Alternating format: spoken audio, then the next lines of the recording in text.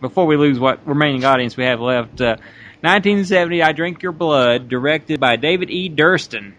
A band of Satanist hippies roll into town and begin terrorizing the local folks. They rape a local girl and her grandpa goes after them. He fails and is given LSD. Don't you hate when grandpa's given the old LSD goop? This bothers his grandson, and he gets back at the hippies by feeding them meat pies infected with blood from a rabid dog. They turn into crazed lunatics and begin killing and or infecting everything in their path. Boy, I hate when that happens. That sounds like Bonnaroo time. That does. Next time the hippies come for Bonnaroo, let's get them some meat pies. Go. Is this in Tennessee? It should have been. It could have been. Yeah, I like the name that they gave themselves, the Sados, the sons and daughters of Satan. How are we going to start this without you giving us that good old Indian speech? Oh, Satan was an acid head. Let us all freak out like Satan did. I just can't get over the first part of that. I am a Capricorn. So you got to stand there, bush not trim, stand there full frontal in front of all your little naked hippie friends. Although the one that don't talk is awfully hot. Oh, yeah. I've seen her in a few other films before. I believe I read somewhere that the only reason she was given the job here is because the director thought she was just so, good looking. Mm-hmm.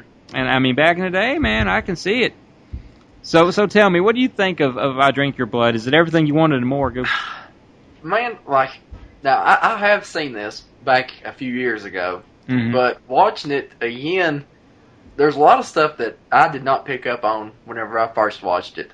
Oh yeah, and yeah, but it's definitely a sight. I definitely like the story plot, but what me and you was talking about is this little boy does want revenge on these hippie Satanists, which is kind of weird saying. Mm-hmm.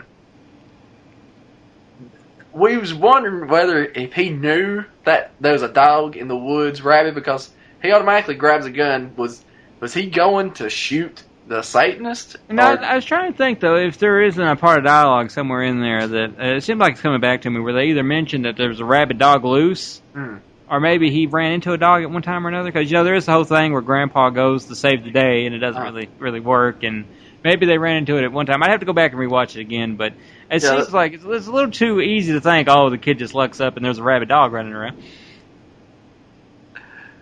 But what about meat pies? So what is this? It's like a chicken pot pie we're dealing with here. What was that? Yeah, that's what I thought. There's a chicken pot pie, but then they started calling it meat pies, and that just makes me cringe. That just sounds awful. I don't think we ever want a meat pie, especially not at some little old town where there ain't very many people in it, where you might have ruffled the feathers of the grandpa and the sister.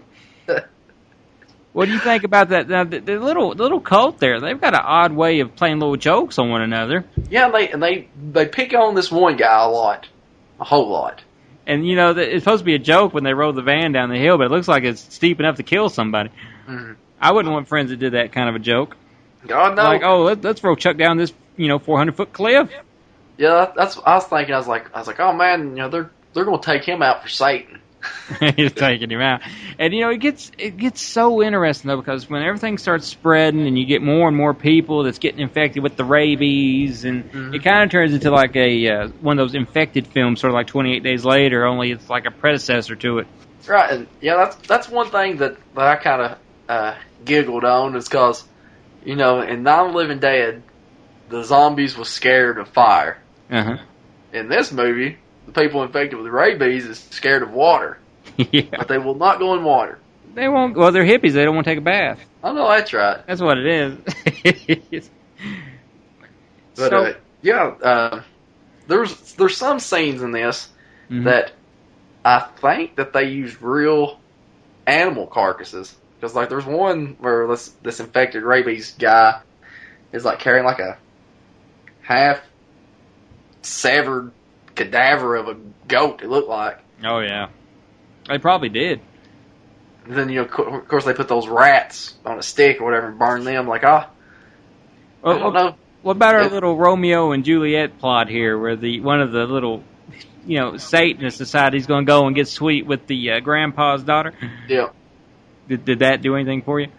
I really didn't pay much attention to it, just because I was still laughing at how these people was acting, being affected by rabies. Oh yeah. But At least yeah, but they had the foam. I guess they had like a big budget for Alka-Seltzer oh yeah, or whatever causes foam to roll out your mouth like that. Maybe they had Pop Rocks and Coke. I don't know.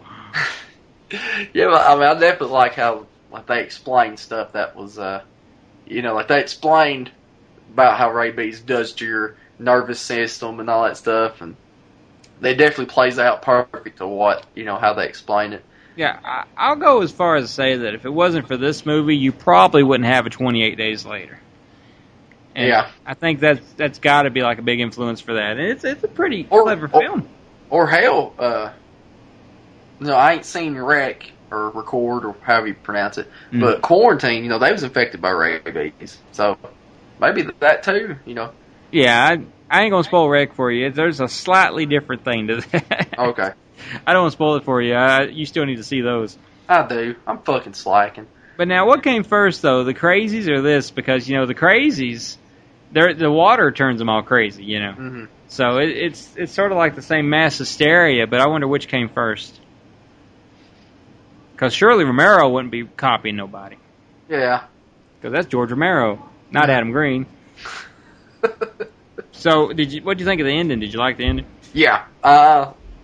That is probably one of the more perfect endings to a movie.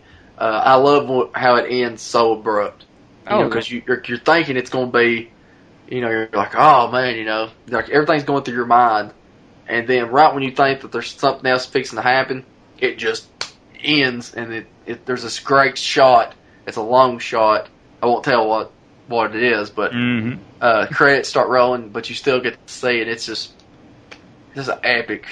I think this as a whole is probably one of the more underrated films out there. I know Grindhouse picked it up and put it out, and it's well worth having. If you don't have it, I'd buy it. I bought it without even knowing like anything about it. I just saw a trailer and thought it looked good, so I bought it, and I'm proud I did. But did you get the director's cut of it?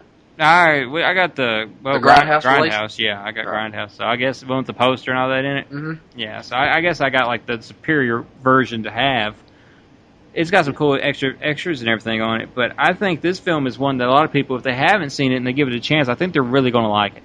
Especially if you do like the whole zombie infected thing. And rabies, it's kind of cool when you're playing around with rabies. It's sort of like the zombie virus, but it's different because, like I said, you got the whole thing, they're afraid of water, which is clever. You got a little bitty kid running around, and I really hated that kid. But the kid's running around, you got a couple hot hippie chicks running around, and you got a very odd Indian Satanist cult leader. Yeah. Who says some of the probably most interesting quotes you can find. I will skin his ass alive. Yeah. I think it's what he says. And that black guy looks kind of weird too. I don't know. Maybe it's the footage and like he's really, really, really black. Yeah. But he just looks kind of creepy. Maybe that's just me. I don't know.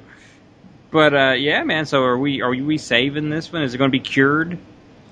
I'm going to quarantine it just because, like what you said, I think people would have to give it a chance to really want to like it, and then people probably it's going to have different sway of opinions. I guess is what you're saying.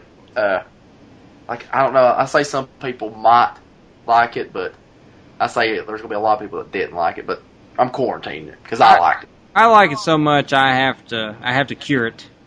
That's good. Gotta give it the cure. Absolution.